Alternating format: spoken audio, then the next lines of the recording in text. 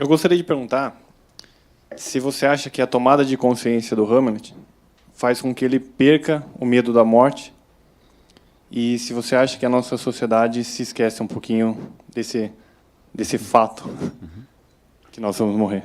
A pergunta objetiva seria por que ter medo do que é inevitável? Como eu não posso ter medo do pôr do sol, eu não posso ter medo da morte. Não adianta eu dizer, acho que amanhã o sol vai nascer. Eu não posso ter medo daquilo que, independente da minha vontade, vai ocorrer. Então, a morte é absolutamente estranho, o medo da morte. As pessoas chegam a um grau do eu que, como diz num belíssimo livro Boris Fausto, O Brilho do Bronze, ele fala de um amigo que disse, eu não acredito em Deus, mas se houver algo eu volto para lhe dizer. Ou seja, talvez não exista um Deus, mas o meu eu existe. E ele vai sobreviver na eternidade e vai voltar. É uma crença de que o meu eu é mais forte até do que Deus. É interessante isso. Eu acho que o medo da morte tem uma resposta religiosa clássica. E o medo da morte é negado na nossa cultura, mas na verdade nós não pensamos que nós possamos ser mortais. O fato de que cada vez mais nós queremos prolongar a juventude é um momento histórico muito específico. Ou seja, o fato de que a velhice seja tida como um defeito e não como um estágio apenas da existência, é um fato muito contemporâneo, desde a ascensão da juventude a partir da década de 60 do século XX. O fato de que os jovens dominam uma tecnologia que os mais velhos não dominam e pela primeira vez na história, os mais velhos não são os detentores do saber da tribo, mas os mais jovens, faz com que nós, inclusive, nos submetamos a coisas absolutamente estranhas para parecermos jovens. Eu tenho colegas da minha faixa etária e alguém os chama de senhores, vai parecer que eu sou velho. É sempre uma questão de comparação. Se eu vou me comparar com uma planária ou com a pirâmide de Kelps, para saber se eu sou velho ou se eu sou jovem. Como eu já cumpri mais da metade da existência, dizer pelo menos que eu sou uma pessoa experiente é justo. E é inevitável que assim seja. Mas o que eu quero dizer é que o medo da morte é sinal de falta de conhecimento. A grande sabedoria de vida é a preparação para aquilo que vai dar sentido a tudo que eu fiz, que é morrer.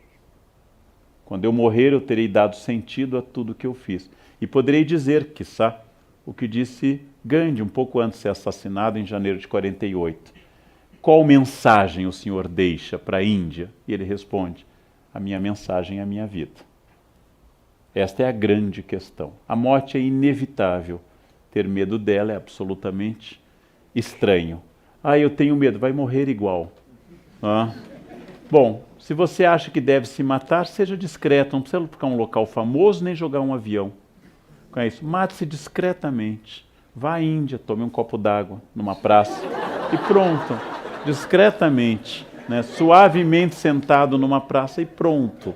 Isso não precisa levar dezenas, porque a pessoa que quer se matar num local famoso ou levar um avião, mais 149 pessoas junto, é uma pessoa que não é um suicida, é um carente, é um narcísico, que quer dar um sentido glorioso à sua morte, já que sua vida não teve absolutamente nenhum. A vida, gente, sem a morte, hamletianamente falando, seria insuportável. A Sibila Cumana, que pediu a juventude eterna ao deus Apolo, e se esqueceu, a vida eterna, esqueceu de pedir a juventude, quando completou 1000 anos queria morrer, mas não conseguia. Os vampiros são melancólicos, porque são eternos. Em crepúsculo, alvorecer, pôr do sol, arrebol, os vampiros são sempre depressivos, estão sempre mal, sempre olham para baixo, meia luz, porque os vampiros não morrem. É só morrer que torna a vida plena de sentido. Se eu chego e digo, este é o último, se essa fosse a última aula que eu vou dar na minha vida de professor, essa aula teria um sentido extraordinário. É exatamente o fim que torna algo mais importante. Morrer é o que nos torna úteis e práticos. E quando eu for esquecido, a minha vida terá atingido seu pleno patamar. Porque ser esquecido significa que o papel foi cumprido. E como qualquer ser, eu desapareci. Não é melancólico e não é depressivo. É absolutamente alegre. Melancólico e depressivo é você querer esconder a idade ou a falência inevitável da vida.